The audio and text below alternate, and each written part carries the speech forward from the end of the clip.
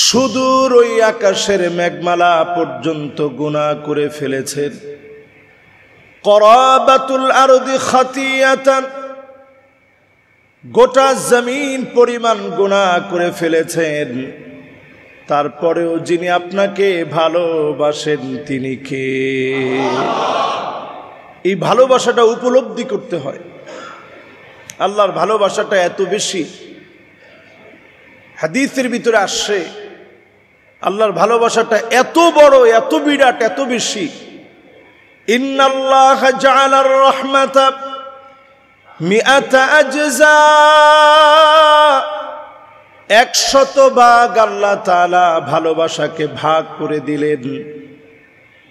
ফাআখাযা ইনদাহু 99 আজজা, 99 গুণ ভালোবাসা আল্লাহ পাক আল্লাহর কাছে রেখে দিলেন। 1 ভাগ ভালোবাসা রব্বে করিম আল্লাহ সুবহানাহু ওয়া তাআলা কুল কায়নাতের ভিতরে দিলেন।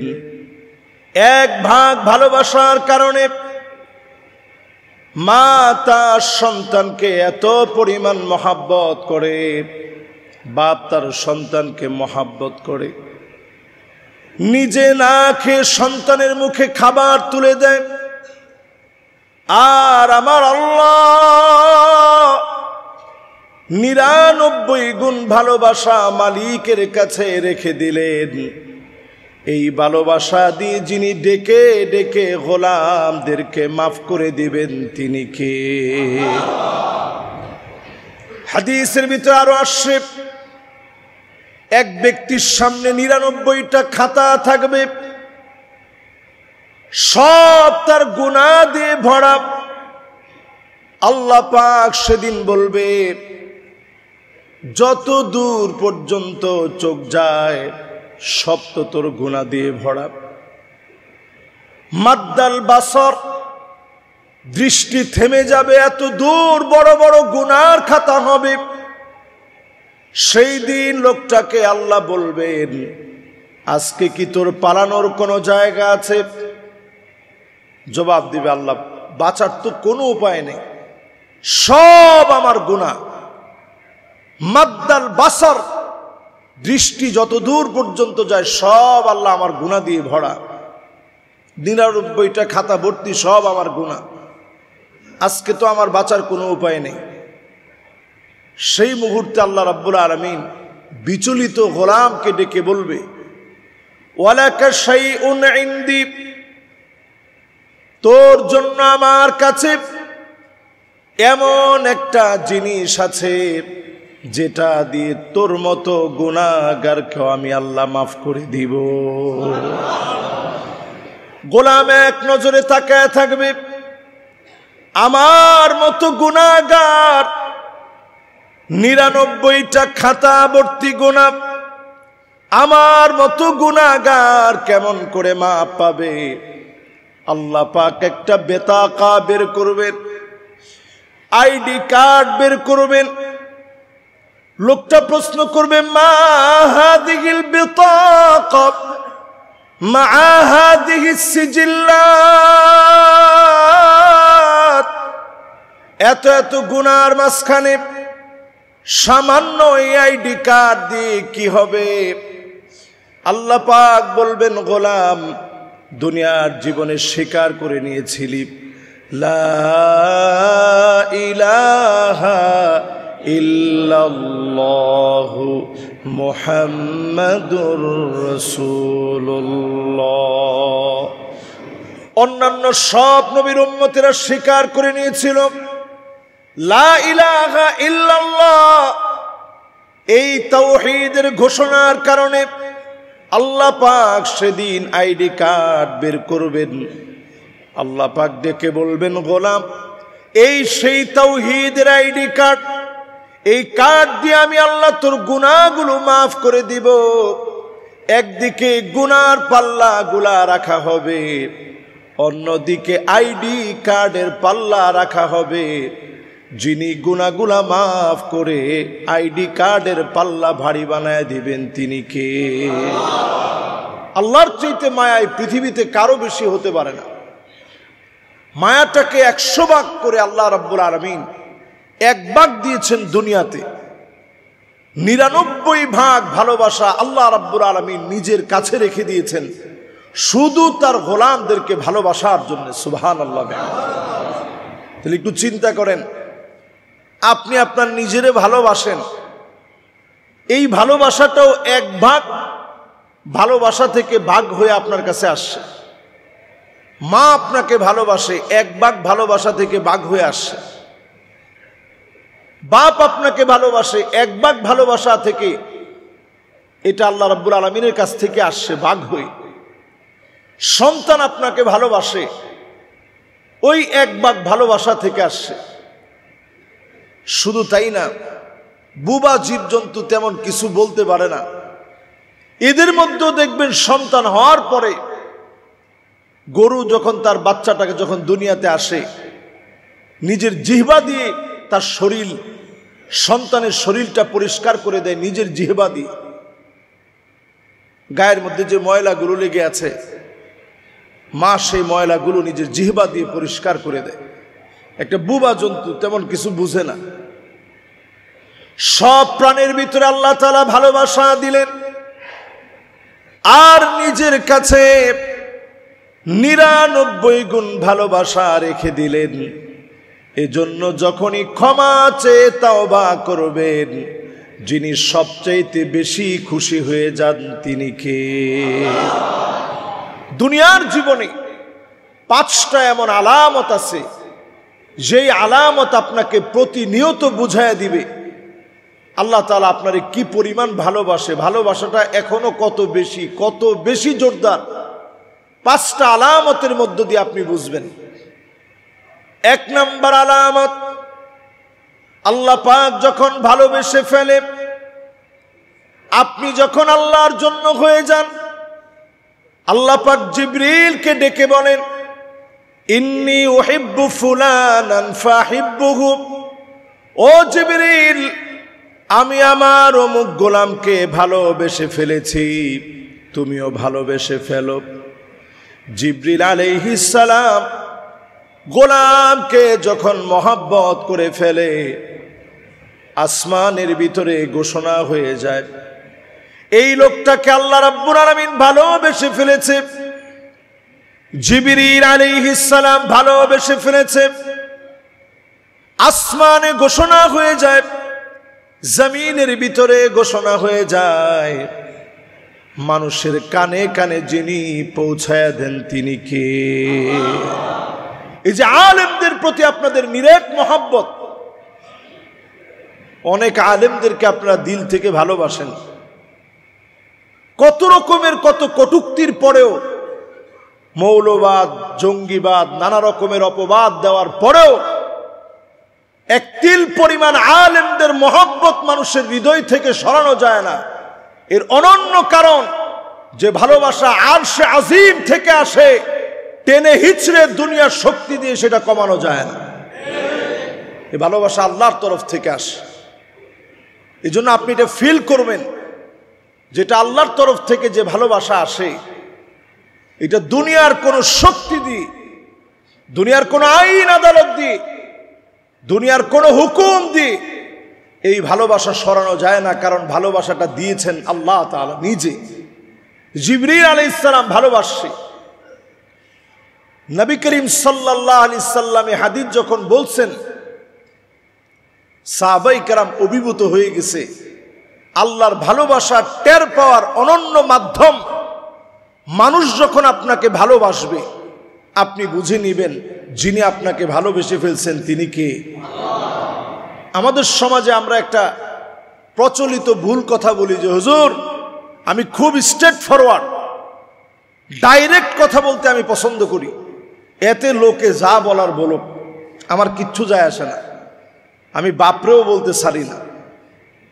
এ মহা একটা অন্যায় কথা। এটা আমরা নিজেরা মনে করি স্ট্রেট ফরওয়ার্ড হওয়া সবচেয়ে নীতিবান আদর্শবান মানুষের কথা, অথচ আল্লাহ রাব্বুল আলামিন নিষেধ করেছেন সামনাসামনি মানুষকে অপমান করা যাবে না, পিছনেও গীবত করা যাবে না, আদর করে নসিহত করে বলা লাগবে। হতে পারে আপনার নসিহত ভালোবাসার কারণে যিনি এই লোকটাকে বদলায় দিয়ে কবুল করে নেবেন তিনি কে? এজন্য 1 নম্বরে মানুষের ভালোবাসা অর্জন করেন। অনেকের ঘরের ভিতরে সব জায়গায় ব্যবহার ভালো, ঘরের ভিতরে ঢুকলে তখন আর ব্যবহার ঠিক থাকে না। বাইরের সব রাগগুলো ঘরের ভিতরে এসে সব রাগগুলো ঝাড়ে ঘরের ভিতরে। অথচ চিন্তা করেন আল্লাহর কাছে তো ওই লোক প্রিয় হবে, ভালোবাসার আলামত আপনি উপলব্ধি করতে পারবেন আপনার স্ত্রী যখন আপনাকে ভালোবাসবে, সন্তান যখন আপনাকে ভালোবাসবে। ওমর রাদিয়াল্লাহু তাআলা আনহুর মেজাজ হকের ক্ষেত্রে এতটাই মেজাজি ছিলেন তিনি, কিন্তু তিনি যখন ঘরের ভিতরে ঢুকতেন তিনি বলতেন উদখুল ইলা বুয়ুতিকুম তিফলা। ঘরের ভিতরে যখন তুমি ঢুকছো ছোট একটা বাচ্চার মতো হয়ে যাও। তোমার ছোট ছোট বাচ্চা তোমার কাছে আসবে, খেলবে, তোমার সাথে আনন্দে হাসি ঠাট্টার মধ্যে সময়গুলো কাটাবে। এই সময় আপনার মেজাজ দেখানো যাবে না। স্ত্রীর সঙ্গে যদি আপনি হাসি মুখে কথা বলেন, নবীজি সাল্লাল্লাহু আলাইহি সাল্লামের প্রতিদিনের অভ্যাস ছিল ঘরে ঢুকে আগে তিনি সালাম দিতেন। নবীজি সাল্লাল্লাহু আলাইহি সাল্লামের প্রতিদিনের অভ্যাস ছিল আম্মাজানদেরকে নিয়ে নবীজি গল্প করতেন। তেমন কিছু নবীজি দিতে পারে নাই, খুব বেশি খাওয়াইতে পারে নাই। প্রায় দিনের গল্প তো ছিল এমন, সকালবেলায় ফজরের নামাজ পড়ে নবীজি ঘরে আসতেন, এসে জিজ্ঞাসা করতেন কিছু কি আছে? আম্মা জানেরা বলতো নবী কিছুই নাই। আল্লাহর নবী বলতেন যাও তাহলে রোজা রেখে ফেললাম। না খেয়ে এক ঢোক পানি নবীজি খেতে পারে নাই, মনের ভিতরে কোনো দুঃখ ছিল না।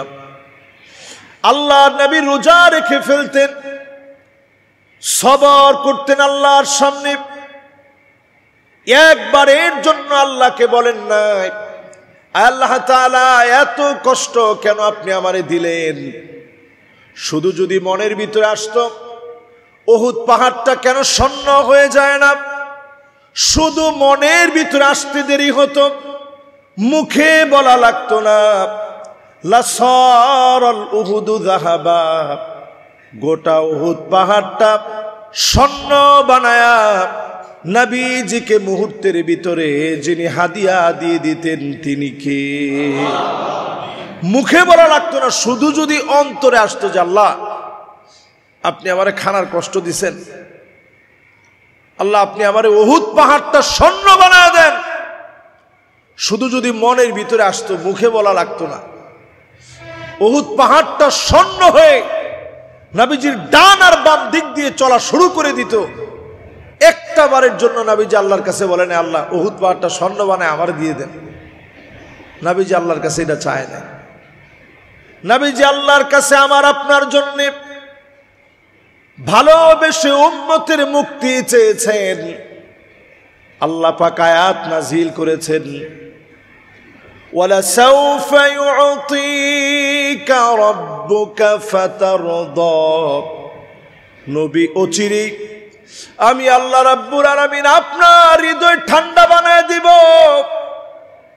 নবীজি সাহাবীদেরকে ডাকলেন, ও সাহাবীরা শোনো, তোমরা কি জানো কবে কোথায় কিভাবে আমার হৃদয় ঠান্ডা হবে?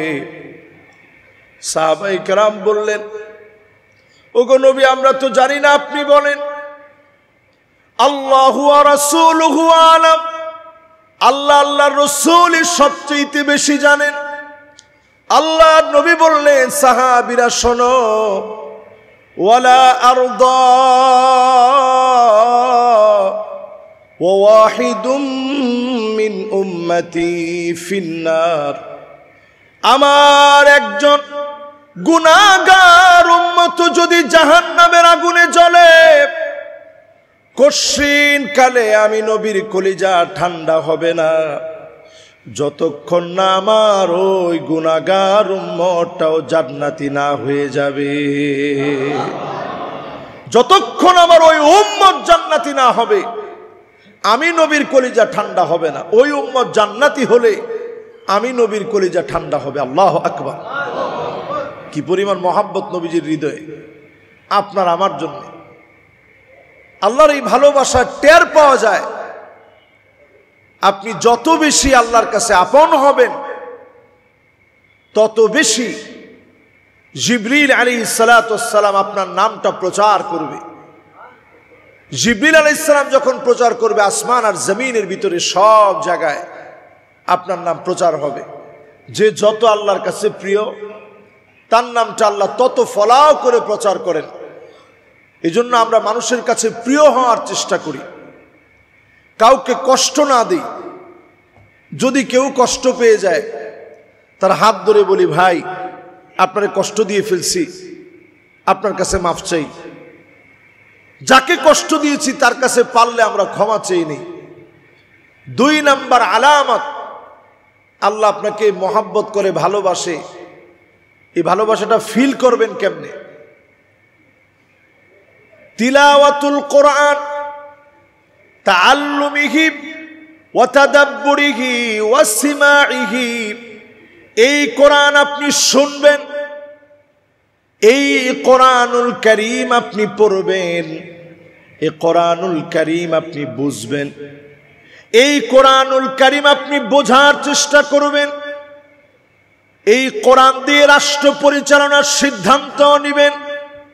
এই কোরআন যে যত বেশি পড়বে ওই লোকটাকে তত বেশি যিনি ভালোবেসে ফেলবেন তিনি কে?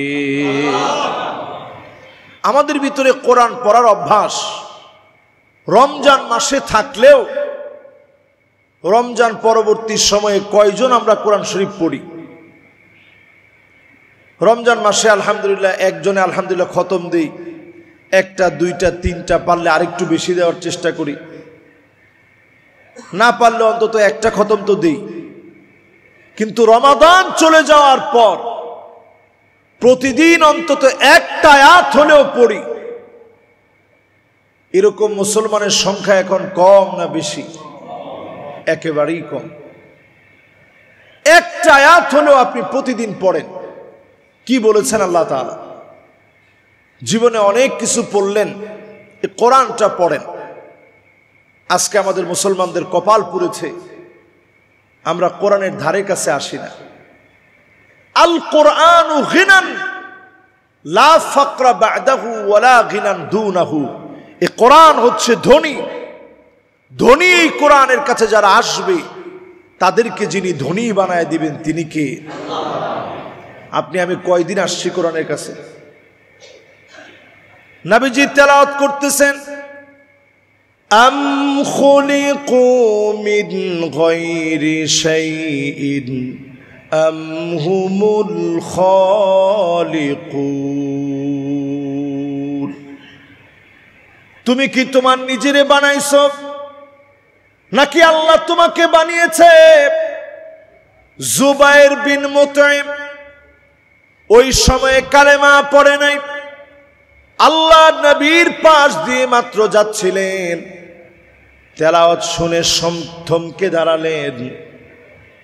তিলাওয়াত শুনে থমকে দাঁড়ালেন, অবাক হয়ে বারবার শুনলেন, আম খুলিকু মিন গায়রি শাইইন আম হুমুল খালিকুন।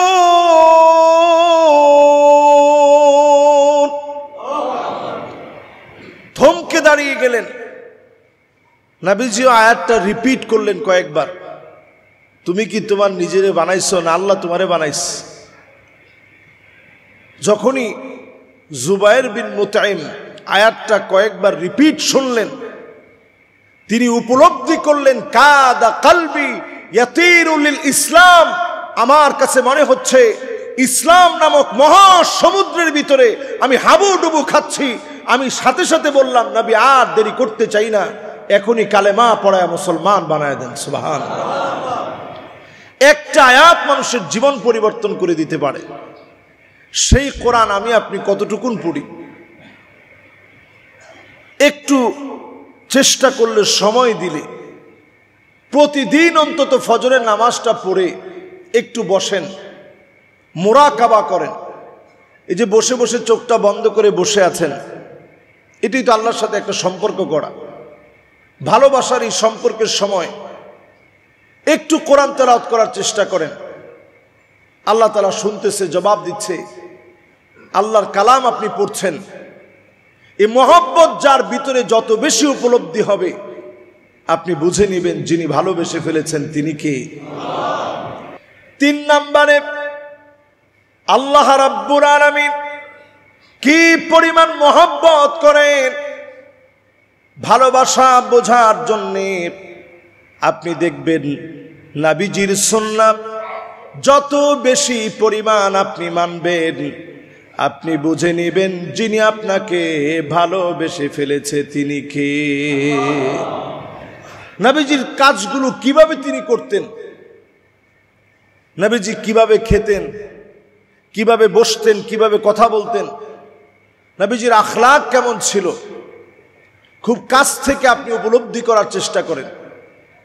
এখন নবীজির জীবনের উপরে অনেক বইপত্র পাওয়া যায়, বাংলায়ও আছে, ইংরেজিতে আছে। পড়ার চেষ্টা করি, 2-1টা করে সুন্নাহ প্রতিদিন অন্তত আমল করি।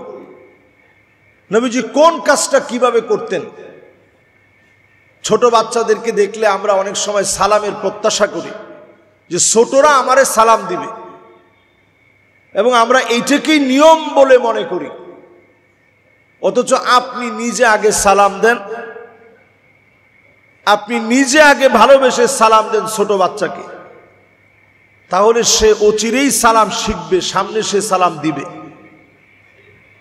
আমরা এটারে উল্টায় ফেলছি, আমরা ছোট বাচ্চাদের সালামের অপেক্ষায় থাকি। আর ছোটরাও চিন্তা করছে উনিও সালাম দেয় না, আমি সালাম দিব কেন। ছোটরাও সালাম দিবে, মুরব্বীরা সালাম শিখাবে যে বাবা এইভাবে সালাম দিতে হয়। নবীজি সাল্লাল্লাহু আলাইহি সাল্লাম, আনাস রাদিয়াল্লাহু তাআলা আনহু ছোট মানুষ ছিলেন, নবীজির খাদেম ছিলেন। নবীজি আগ বাড়িয়ে হযরত আনাসকে নবীজি সালাম দিতেন। সুবহানাল্লাহ। শুধু তাই না, যায়েদ বিন হারেসা মুতা প্রান্তে জিহাদের জন্য চলে যাবেন, বারবার নবীজির দিকে ফিরে ফিরে তাকান। হযরতে যায়েদ বিন হারেসা বারবার দেখেন আর চিন্তা করেন, আজকের পরে তো জীবনে আর কোনোদিন মনে হয় দেখা হবে না। আজকের মতো প্রিয় নবীকে দেখে নেই। মন বড়ে বারবার জিহাদের ময়দানে যাওয়ার পূর্বে তাকায় রইলেন, বারবার তাকায় ছিলেন। আল্লাহর নবী যায়েদ বিন হারেসা নবীজির ঘরে বড় পালক পুত্র, এত বেশি আদর করেছেন, নবীজির জন্য বারবার তাকায় ছিলেন। এই মহব্বত গুলা যদি আমরা সুন্নাহ থেকে নেই, যদি বড়দেরকে ছোটরা সম্মান করে, বড়রা যদি স্নেহ করে, আল্লাহর নবীর সুন্নাহ উজ্জীবিত হবে। আপনি বুঝে নেবেন যিনি আপনাকে ভালোবেসে ফেলেছেন তিনি কে। 3 নাম্বার এটি। 1 নাম্বার হচ্ছে আল্লাহ আপনাকে ভালোবাসেন, বুঝবেন কেমনে? মানুষ যখন আপনাকে ভালোবাসবে আপনি বুঝবেন আল্লাহ তাআলা আপনাকে ভালোবাসতেছে। 2 নাম্বার, কোরআন তেলাওয়াত যে যত বেশি করবে আপনি বুঝবেন আল্লাহ আপনাকে ভালোবাসে বিধায় এ কোরআন আপনি পড়তে পারছেন। 3 নম্বরে যে যত বেশি সুন্নাহ মানবে আপনি বুঝে নেবেন এই সুন্নাহ যে কেউ মানতে পারে না। সুন্নাহ যে যত বেশি ফলো করবে আপনি বুঝবেন যিনি আপনাকে ভালোবেসে ফেলেছেন তিনি কে। এজন্য আমরা সব কাজে রাসূল করিম সাল্লাল্লাহু আলাইহি ওয়াসাল্লাম কিভাবে করতেন এটা আগে একটু চিন্তা করি, এরপরে কাজটা করি। প্রতিদিন অন্তত 1-2টা সুন্নাহ শেখার চেষ্টা করি। আমরা অনেক সময় চা খাওয়ার সময় কোন হাতে খাই? বাম হাতে, এবং এটাকে ফ্যাশন মনে করি এটা আমার ফ্যাশন। আমি বিশাল একজন ব্যক্তি, আমি বাম হাতে না খাইলে খাবে কে? সবাই তো বাম হাতে খেতে পারবে না, যেই তো আমার বাম হাতে খাইতে হবে, খাওয়ার সময় খেয়াল করবেন এটা আমার রসুলের সুন্নাহ মোতাবেক খাওয়া হয় নাই। এটা এমন একটা খাওয়া হয়েছে যেটা ইহুদিদের স্টাইলে খাওয়া হলো, খ্রিস্টানদের স্টাইলে খাওয়া হলো। এই জন্য বাম হাতে না ডান হাতে? পানি যখন আমরা খাবো দাঁড়িয়ে না বসে। যে কোনো খাবার আমাদের সমাজের ভিতরে এখন তো নিয়ম হয়ে গেছে, মানুষ হাঁটতেছে আর খাচ্ছে, হাঁটতেছে আর খাচ্ছে। এক জায়গায় বসে আপনি খাবারটা খান, বসে খাবার খান। খাবার খাওয়ার শুরুতে শুধু বিসমিল্লাহ বলেন। কি বলবেন? খাবার খাওয়ার পরে যাদের মুখস্থ স্মরণ শক্তি ভালো, অথবা যারা ইউটিউবে ফলো করেন, এই আলোচনাগুলো যেই তো মিডিয়াতে যায়, যদি আপনাদের সুযোগ হয় অথবা আপনারা গুগলে সার্চ করলেও পাবেন, খাবারের পরে আপনারা ছোট্ট একটা দোয়া পড়তে পারেন। আলহামদুলিল্লাহিল্লাযী আত'আমানি হাযা আত-তা'আম ওয়া রাযাকানিহি মিন গায়রি হাওলিন মিন্নি ওয়ালা কুওয়াহ। দোয়াটা যদি একটু বড় হয়ে গেছে, আপনার কাছে কঠিন মনে হচ্ছে, বাংলায়ও বলতে পারেন, আল্লাহ তো সব দিতে পারেন। কি অর্থ তার? আয় আল্লাহ, আপনি আমারে তৌফিক দিছেন, প্রশংসা তো কেবল আপনার। আমি আমার ক্ষমতার বলে খেতে পারি নাই, টাকা আছে বলেই, কিনে এনেছি বলেই, রান্না করেছি বলেই আমি খেতে পারি নাই। আল্লাহ আপনি আমারে খাইয়েছেন। আল্লাহ এত খুশি হয়ে যায়, ফেরেশতাদেরকে ডেকে বলে, এত কষ্ট করে রান্না বান্না করে কষ্ট করে সে খেলো, খাওয়ার পরে বলছে আমি আল্লাহ খাওয়াইছি, যাও তোমরা সাক্ষী থাকো, আমি আমার গোলামরে মাফ করে দিলাম। ছোট্ট এই দোয়াটা পড়েও নিজেদের গুনাহগুলো আমরা মাফ করিয়ে নিতে পারি, শুধু সুন্নাহ মানলে। জীবনে শুধু সুন্নাহ মানেন, আপনার জীবন সুন্দর হয়ে যাবে। আজকের মেডিকেল সায়েন্স বলছে তাড়াতাড়ি ঘুমাতে যাওয়া, অথচ নবীজি বলে গেছেন 1450 বছর আগে। নবীজি সাল্লাল্লাহু আলাইহি সাল্লাম ঠিক যে নিয়ম মেনে খেতেন, এই খাওয়া এখন সায়েন্টিফিক ভাবে প্রমাণিত। একবারে এক খানা আছে বিধায় পেট পুরে আপনি অনেক বেশি খাবেন, সে সুযোগ ইসলামে নাই। নবীজি বলছেন, ইন্না আকসারান নাসি শাবআন ফিদ দুনিয়া আকসারুহুম জাওআন ফি ইয়াউমিল আখিরাহ। দুনিয়ার জীবনে যারা সবচেয়ে বেশি খায়, আখিরাতে তারা সবচেয়ে বেশি অভুক্ত থাকবে। এই জন্য দুনিয়ার জীবনে খুব বেশি খাওয়ার সুযোগ নেই, আর বেশি আপনি খাইতে পারবেনও না। বেশি খাচ্ছেন, কিছুদিন পরেই ব্রেক করতে হবে। এজন্য দুনিয়ার জীবনে সুন্নাহ মেনে, আজকের মেডিকেল সায়েন্স অবাক যে নবীজি তালবিনা খেতেন, গম দিয়ে। নবীজি সাল্লাল্লাহু আলাইহি সাল্লাম গমের সাথে একটুখানি বাদাম মিশ্রিত করে, এরপরে এটাকে পিষে, সেটার মধ্যে নবীজি সাল্লাল্লাহু আলাইহি সাল্লাম একটু দুধ দিয়ে, সেটার ভিতরে নবীজি সাল্লাল্লাহু আলাইহি সাল্লাম একটু আগুনের ভিতরে নাড়াচাড়া দিয়ে দুধ, গম, খেজুর, বাদাম, এটা দিয়ে মিশ্রণ তৈরি করে নবীজি খেতেন। পছন্দের খাদ্য তালিকার মধ্যে তালবিনা ছিল অন্যতম। বর্তমান অনেক মানুষ, আধুনিক অনেক মানুষ, চিকিৎসা বিজ্ঞান এই খানার প্রশংসা করে যে এই খানা ডায়াবেটিস হলেও এই খানা আপনি খেতে পারবেন। এটার যে মিষ্টি, খেজুরটা সামান্য হওয়াতে তেমন কোনো মিষ্টি হয় না। এটা আপনার দুশ্চিন্তা, পেরেশানি, হীনমন্যতা অনেকাংশে কমিয়ে তুলবে। নবীজি এই খানাটা খেতেন তালবিনা। সারিদ নামে একটা খানা খেতেন নবীজি। এটা বাংলাদেশে খাওয়ার তো আমাদের সুযোগ হয় না। আমি যখন আল আজহার বিশ্ববিদ্যালয়ে পড়তাম, 2 ঈদের সময় এই সারিদ নামক খানাটা দিত।